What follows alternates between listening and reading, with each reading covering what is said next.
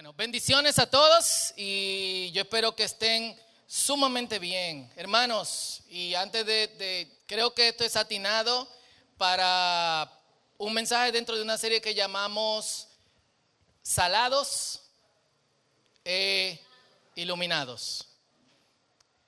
Estamos en tiempos difíciles y yo creo que si le preguntábamos a mi abuela de los 80 te iba a decir que estábamos en tiempos difíciles. Si le preguntaba a mi abuelo de los 70 te iba a decir que estaban en tiempos difíciles. La verdad es que la dificultad se ha ido multiplicando. Yo no sé ni cómo lo hacemos. Es tiempo de serle fiel a Dios. Y es tiempo de no darle a Dios ni lo que nos sobra, ni vivir una vida cristiana guachihuichi.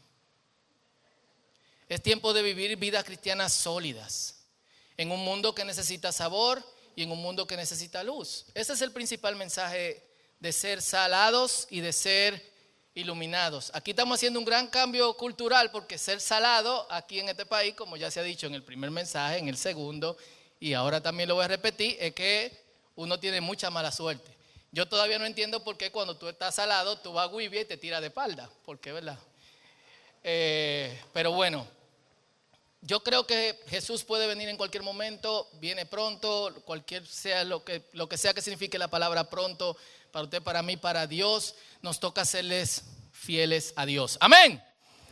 Y en esta serie nosotros nos hemos enfocado en la declaración tácita de Jesús de que somos sal y luz, que se encuentra en el famosísimo Sermón del Monte que está en los capítulos 5 al 7 de Mateo. Son mis 3 capítulos favoritos de toda la Biblia y que le invito a leer si no lo ha hecho. Y hoy hablaremos sobre qué significa tener una fe auténtica.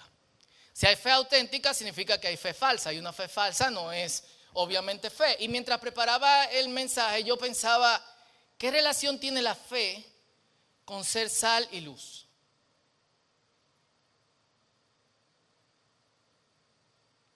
¿Qué conexión tiene una cosa con la otra? ¿La tiene realmente?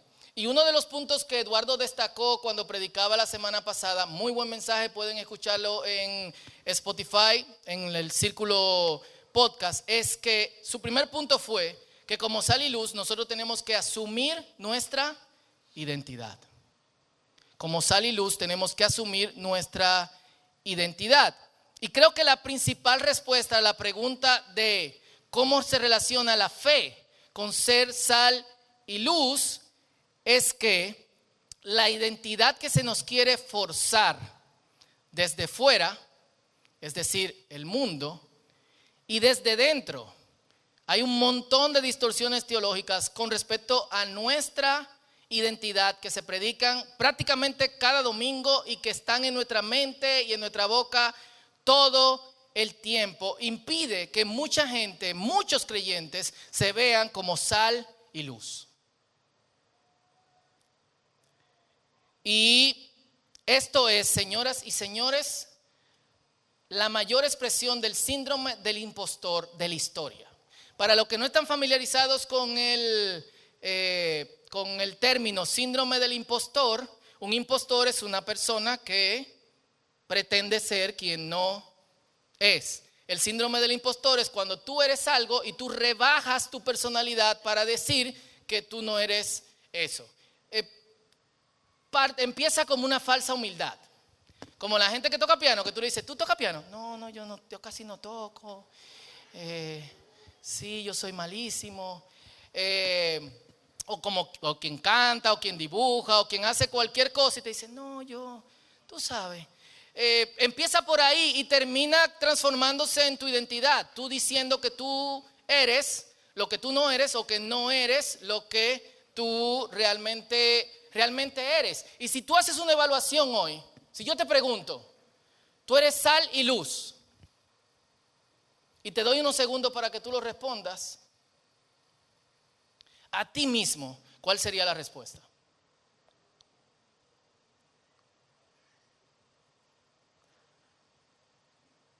Si yo te pregunto, tú eres sal y luz todos los días, ¿cuál sería la respuesta? Porque puede decir que tú digas, yo soy sal y luz. Ahora, antes de ayer tú fuiste sal y luz.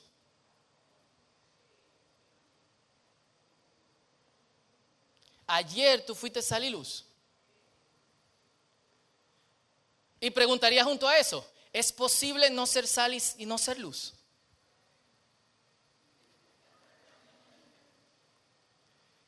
Entonces, ¿cómo la fe nos ayuda a combatir esta sensación dándole en la misma cabeza? De eso vamos a estar hablando hoy. Y vamos a leer en Mateo capítulo 8, versículos 5 al 12. Me faltaron un par de versículos, pero después lo vemos. Mateo 8, 5 al 12 y leemos en el nombre del Padre, del Hijo y del Espíritu Santo. Cuando Jesús regresó a Capernaum, un oficial romano se le acercó y le rogó: Señor, mi joven siervo está en cama, paralizado y con terribles dolores.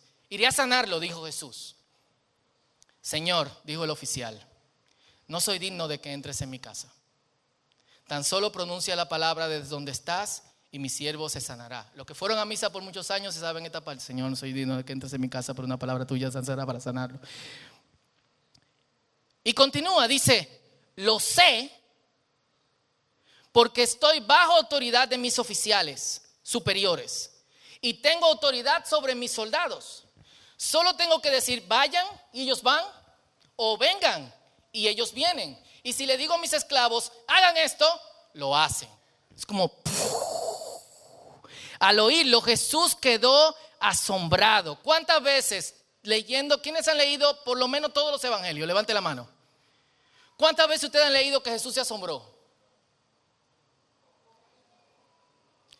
Jesús quedó asombrado, se dirigió a los que lo seguían y les dijo: de verdad, no he visto una fe como esta en todo Israel. Y les digo que muchos gentiles, esto de los que no son judíos, vendrán de todas partes del mundo, del oriente y del occidente, y se sentarán con Abraham, Isaac y Jacob en la fiesta del reino del cielo. Pero muchos israelitas, para quienes se preparó el reino, serán arrojados a la oscuridad de afuera, donde habrá llanto y rechinar de dientes. Los versículos que siguen dicen que le dijo: vete, tu siervo quedó sano. Y cuando el centurión llegó, a la misma hora en que el Señor pronunció la palabra, su siervo quedó sano. Ahora, desmantelemos ciertos conceptos de fe en primer lugar. Una de las razones por las cuales la fe falla es porque nosotros tenemos fe en que algo que estamos pidiendo o que estamos deseando va a pasar. Yo no sé quiénes han orado aquí por un enfermo. Usualmente uno lucha con la sensación de pasará o no pasará, ¿sí o no? Esa es como la batalla principal. ¿Quién ha orado por un trabajo aquí? Levanten la mano, yo lo he hecho. La batalla principal, ¿cuál es? ¿Me lo darán o no me lo darán? ¿Quién ha orado por una novia aquí? Levante su mano. Habladores, di que nada más yo. Y así que fue con mi cotorra. Tenga cuidado para que Dios no se la quite. Ah, fue con tu cotorra. Total esfuerzo humano. La cuestión es, ¿me dirá que sí o me dirá que no? ¿Qué le diré? ¿Qué me dirá? Usualmente nuestra lucha es con si ese algo pasará o no pasará. Tenemos fe en algo que pase o dudamos que pase.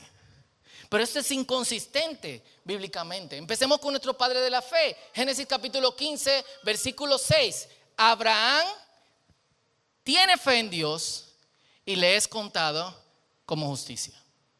Suena raro esta traducción, tiene fe en Dios, pero es realmente lo que dice el versículo. No es que Abraham le creyó a Dios como si Abraham solamente le creyera a Dios por eso. El verbo de hecho está en un presente continuo, diciendo, él le creyó a todo lo que Dios le dijera, le creyó a Dios y eso le fue contado por justicia. Si revisamos la lista de Hebreos capítulo 11, desde el versículo 1 hasta el final, que empieza con ese versículo que todos conocen, es por la fe, la certeza de lo que se espera y la convicción de lo que no se ve, por la fe, etcétera. Del listado, la mayoría de estas personas, y el mismo versículo 13 lo dice, no llegaron a vivir lo que se les prometió. Pero el asunto está aquí en que ellos no tenían fe en lo que iba a pasar, sino que ellos tenían fe en Dios. Y lo que se les prometió pasó. Porque ellos eran parte de una historia mucho más grande. No era una cuestión egoísta y personal sobre lo que estuviese pasando conmigo. No era la disputa de Abraham y Sara con respecto a tendremos o no tendremos hijos. Porque hay otras formas de adquirir hijos y Abraham trató de hacerlo de esas otras formas. Sino que se trataba de que un pueblo, una nación de la cual surgiría luego el Mesías, tendría nacimiento a través de esta unión.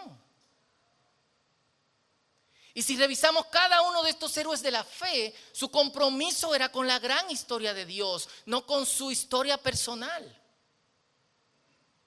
Eso no significa que Dios no respondió cuestiones personales, lo hizo a través de todo el tiempo. Pero las promesas principales por las cuales creyeron, dice que creyeron en Dios, no la vieron. Era una visión mucho más grande. Pero ¿a quién ellos le creyeron? ¿A eso o a Dios?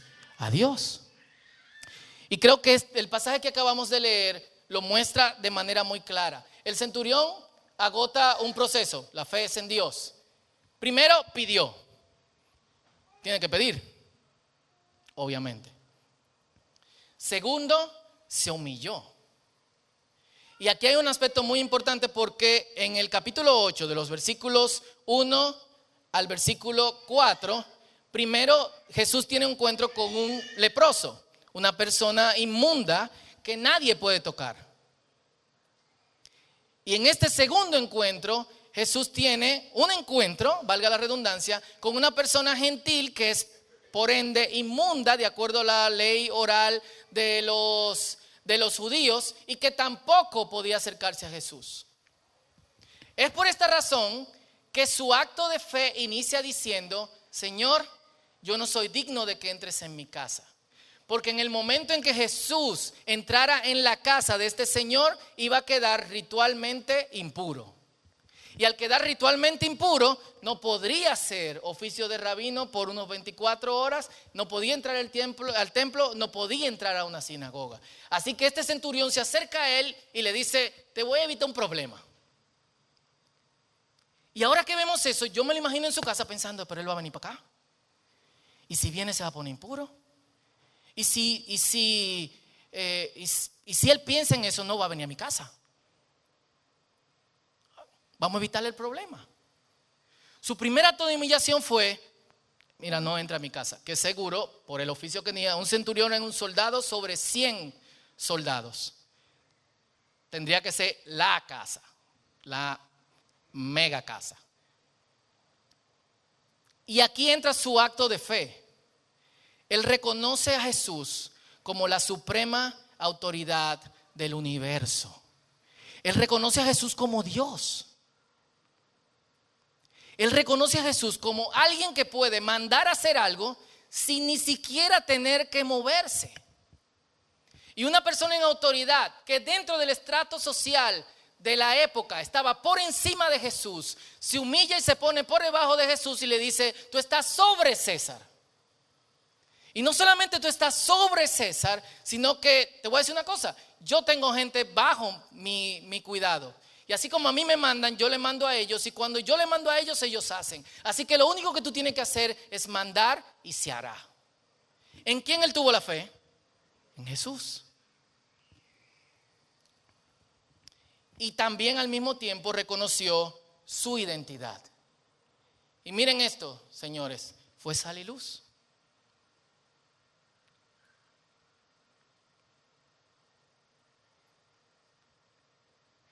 La sorpresa de Jesús fue que esta persona, en su acto de humillación y de fe, y humillación y fe van mano a mano. ¿Por qué? Porque en la fe, como no tenemos fe en lo que va a pasar, ni en el objeto, cualquiera que sea de nuestra fe, si no es un evento, tenemos fe en Dios. No estamos a disposición de lo que pase, sino que estamos a disposición de Dios. Y nuestra gran lucha de fe es que no nos hemos puesto bajo la disposición de Dios, sino que nos hemos puesto bajo la respuesta al evento o al objeto que estamos pidiendo. Las grandes luchas de fe no son problemas con Dios, sino con otras cosas.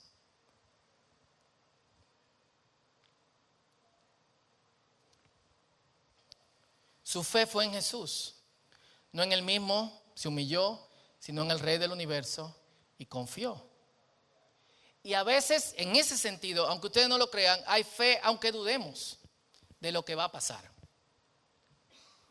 Miren el pasaje de la pesca milagrosa en Lucas 5. La gente está apretando a Jesús y Jesús en la orilla del lago ve el barco, se sube al barco y está Pedro, sus amigos deprimidos porque no pescaron absolutamente nada. Y después que termina de predicar, Jesús le dice: hey, vamos a pescar, denle para allá. Mira, Señor, tú eres rabino, yo soy pecador, yo sé lo que yo estoy haciendo. Nosotros nos pasamos la noche entera, amanecimos, no hay nada. Pedro dudó que pasaría. ¿En base a qué? A su experiencia. Yo no me imagino lo quillao que estaba Pedro con eso. Yo era diseñador en una agencia de publicidad y a veces llegaba la gente y se ponía atrás de uno como: mueve eso aquí, pon el logo más grande, no sé qué. Y yo lo miraba para atrás y le decía como: ¿tú estudiaste publicidad? Váyase para su casa. Pero ¿qué dice Pedro? Como tú lo dices, yo voy a echar la red. Nuestra fe, hermanos, debe ser en Jesús y en lo que dice, no en mi percepción de cómo deberían ser las cosas, ni siquiera en mi percepción de quién yo soy. Y esto, mis queridos hermanos, es lo que dice el Señor que yo soy y que nosotros somos. Ustedes son la sal de la tierra, esto es lo que le dan sabor al mundo. Y el mundo está mega desabrido. Ustedes son la luz del mundo, esto es, ustedes son los que iluminan en la oscuridad. Pero muchos creyentes que conozco tienen un problema serio de identidad y no se identifican con sal y luz. ¿Saben con qué se identifican? Yo soy pecador. Esa es la narrativa bajo la que vivimos. Todo el tiempo.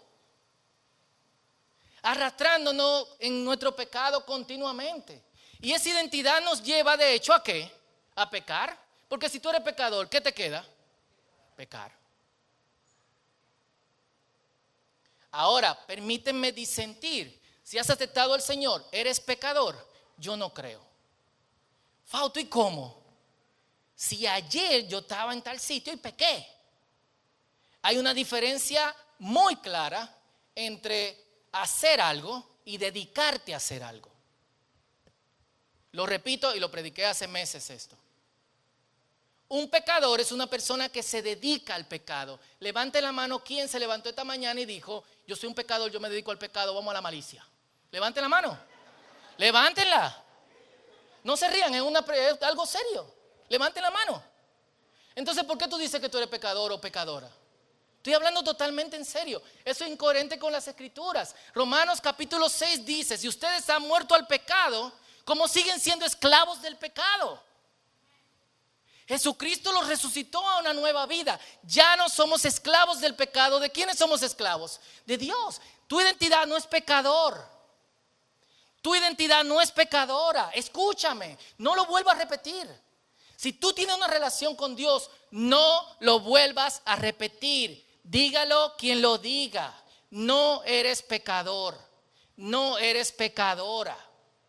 Y podemos disentir. Agárrenme allá afuera, fajémonos con la Biblia. Un pecador es una persona que se dedica al pecado. Nosotros no nos dedicamos al pecado. Yo no me dedico al pecado. Yo no me levanto en la mañana con las ganas de pecar. Yo me levanto en las mañanas con las ganas de servir a Dios. Y entonces, claro, caigo y peco, pero me levanto y le doy para adelante. ¿O no? ¿O no es lo que tú haces? Entonces, la mayoría de personas están, de hecho, en ese síndrome constante de impostor, que como dije es de hecho la mayor expresión del síndrome de impostor de la historia. Y el impostor no debe existir porque Dios no conoce a quien tú pretendes ser, Dios te conoce a ti. a ti. Esa es la realidad. De hecho, si vamos al capítulo de pesca milagrosa, Pedro se tira en el piso y dice: Señor, apártate de mí, soy un pecador. Jesucristo no le dijo: ay, hombre, pobrecito Pedro, tú no eres pecador, te perdono en nombre mío. No, sino le dijo: levántate, porque ahora te voy a hacer sal y luz. Ahora ustedes van a pescar hombres. Y noten algo, para lo que dicen, ¿cómo podemos ser de hecho sal y luz? Una de las primeras cosas que Jesús nos dice al ser su discípulo es: niégate a ti mismo. ¿Quién es ese mismo? Ese mismo es precisamente quienes nosotros pretendemos ser, pero no somos. Es la identidad que nosotros adoptamos. Es la capa que nosotros nos pusimos para poder sobrevivir la presión tanto del mundo como de la iglesia. ¿Están conmigo? Y es por ahí que nosotros debemos de empezar. Yo tengo que negarme a mí mismo, tomar mi cruz y seguirle. Que como he dicho, tomar la cruz es un instrumento de tortura, no un problema. Y se ha adoptado una identidad de imperfección perpetua que creemos que es incoherente con ser sal y luz. La imperfección, esto es importante, la imperfección no es incoherente con ser sal, me salió el sur, y luz. Noten algo, Jesús llamó a sus discípulos sal y luz al inicio de su ministerio. El sermón del monte es el primer gran sermón que Jesús predica, luego de que sale del desierto. Y muchas de las imperfecciones de sus discípulos todavía estaban ahí, estaban latentes. Y es ahí que empieza a ser sal y luz. No empieza cuando somos árboles frondosos que todo el mundo viene a tomar de nuestros frutos, como decía el gran proverbista dominicano Balaguer: por sus frutos lo conoceréis.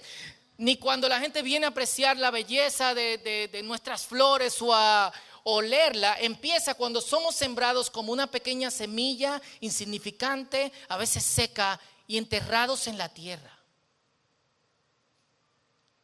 Nadie ve nada.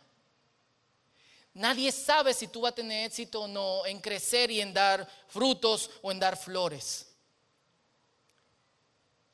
Pero mientras morimos a nuestra antigua identidad, ¿qué es lo que hace una semilla? Muere a su identidad antigua. Dios empieza a hacer algo nuevo, gigante, bello, importante.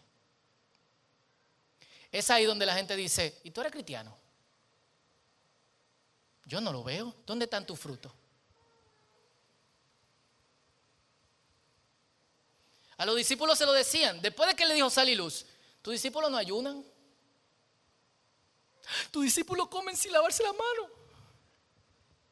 Tus discípulos rompen el día de reposo. Y enterrados parece que no somos nada, que todo se va a ir al carajo. Pero al ir saliendo y asomándonos desde la tierra, se empieza a ver la gran obra de Dios. Y permítame ver un poquito más dentro del pasaje que lo que quizás dice. Quizás eso significa tener fe como un grano de mostaza. No en el tamaño de la fe, sino en el proceso de la fe.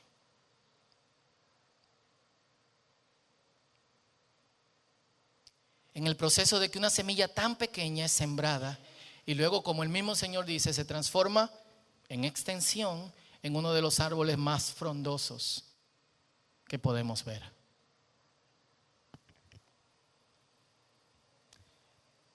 Eso es lo que somos, y el impostor tiene que morir hoy.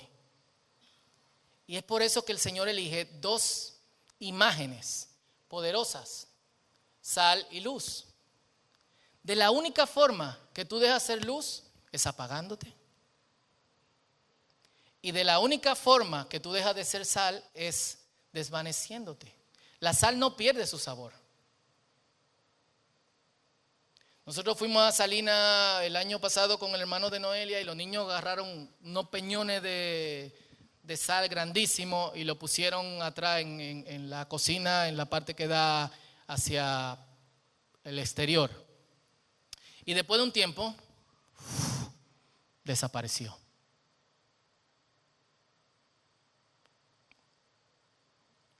De la única forma que tú dejas de ser sal o luz, es dejando de ser sal o luz. Es desconectándote de Dios. Estás desconectado de Dios.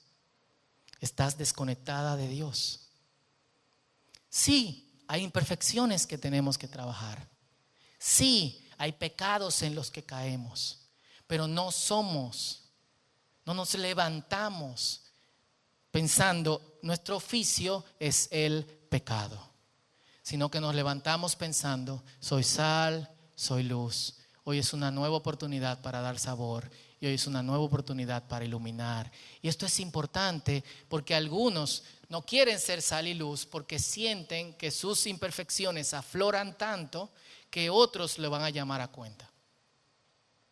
Pero es el momento perfecto para también decirles a otros, sí, el Señor me ha aceptado con estas imperfecciones y sigue trabajando en mí. Y si tú quieres que trabaje en ti con tus imperfecciones, te invito a que tengas una conexión con Dios.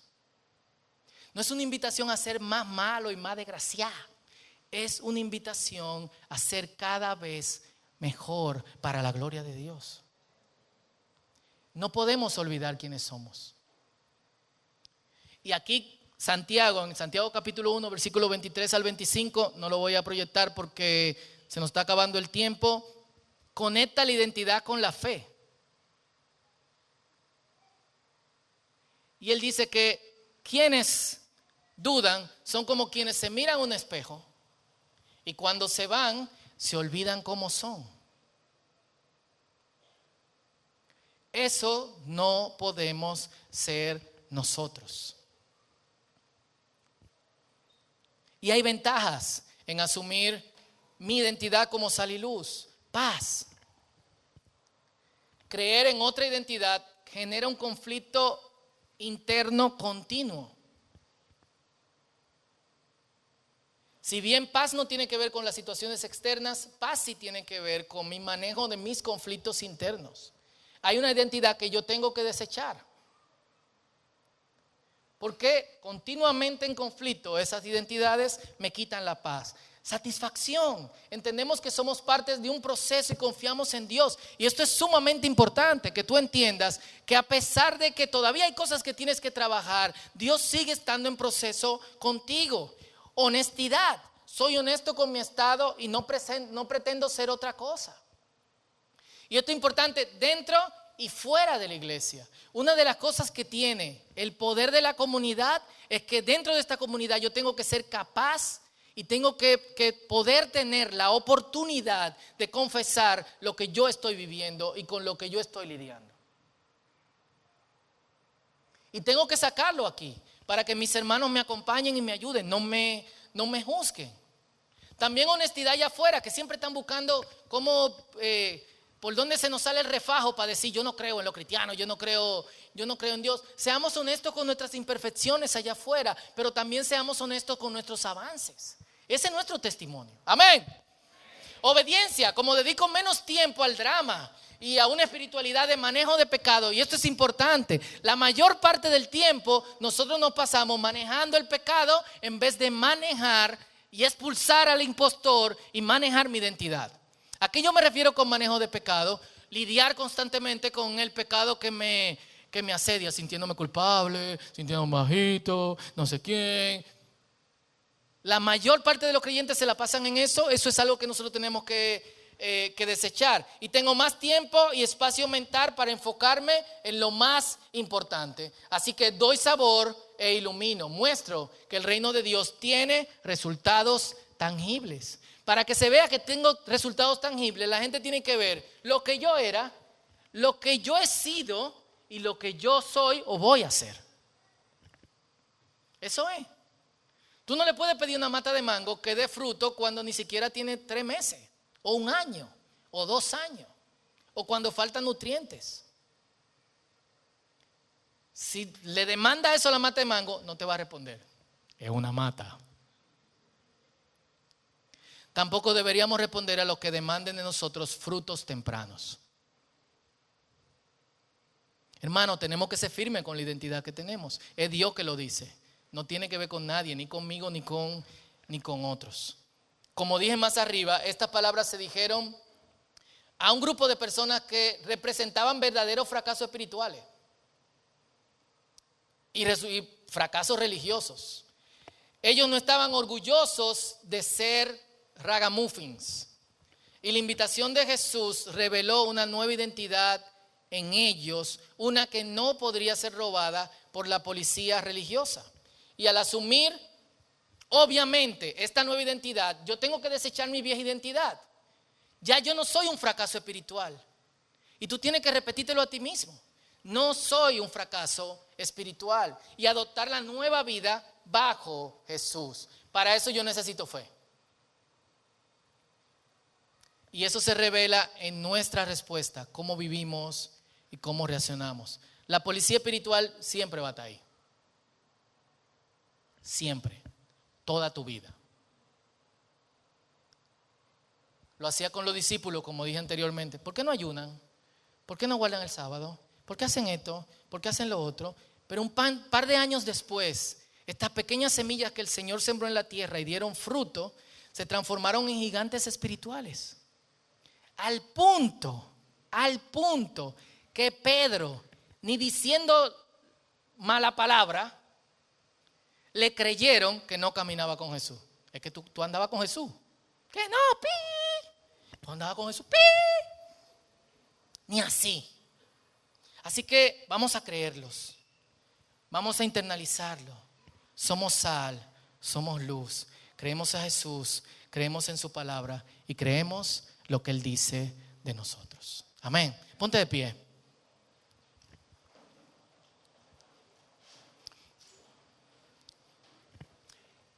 Y en la oración de hoy yo quiero que nosotros oremos a Dios, no por el pecado que puede asediarnos, no por las malas mañas que nosotros hemos adoptado, no por nuestras flaquezas y problemas de carácter, sino nuestro problema de identidad. Hoy tenemos que salir convencidos por esa puerta de que somos sal y somos luz. Amén. Hoy tenemos que salir así. No fui yo que lo dije. Lo dice Jesús. Ustedes son la sal de la tierra. Lo dice Jesús. Ustedes son la luz del mundo. Den sabor, iluminen. Estaríamos en falta delante del Señor si no lo hacemos. Así que quiero que tomemos un minuto de reflexión personal y pienses en pasos prácticos, aparte de la oración, en cómo puedes atacar tu falsa identidad, el impostor, y asumir tu identidad como sal y como luz. Este es tu tiempo con Dios.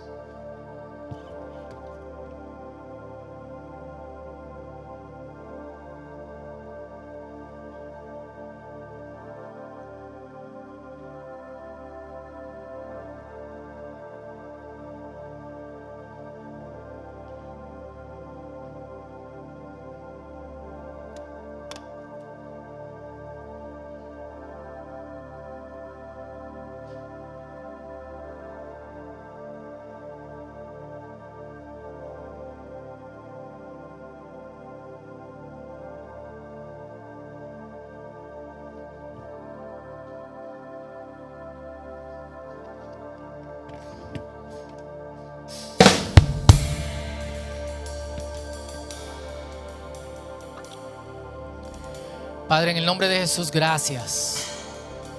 Gracias por tu palabra. Tu palabra es quien nos recuerda continuamente lo que somos y quiénes somos en ti, Señor. Pedimos que tú nos ayudes, Padre Santo, a levantarnos del suelo en que nos hemos tirado, a salir de la tumba desde la cual tú nos has llamado, y a asumir esta identidad que tú nos has dado. Son sal, son luz. Ustedes son para dar sabor a este mundo desabrido. Ustedes están para iluminar y desechar esta identidad de fracaso espiritual que hemos asumido. Quizás las cosas no han pasado en el tiempo que hemos esperado y quizás pensábamos que la semana siguiente de decir quiero una relación contigo íbamos a ser totalmente diferentes. Pero tú tienes paciencia con nosotros y sigues haciendo tu proceso, Señor. Ayúdanos a creer en ti, Padre Santo. Ayúdanos a tener esa fe como un grano de mostaza, tan pequeña como un grano de mostaza, que al ser sembrada podamos crecer, Señor, y que otros puedan ver lo que tú puedes hacer con algo que parece tan insignificante. Eso es nosotros. Reconocemos tu autoridad como Señor y Dios del universo, como el que sostiene todas las cosas. Y en tu autoridad tú nos has dicho lo que somos y lo creemos. En el nombre de Jesús, y todos decimos amén.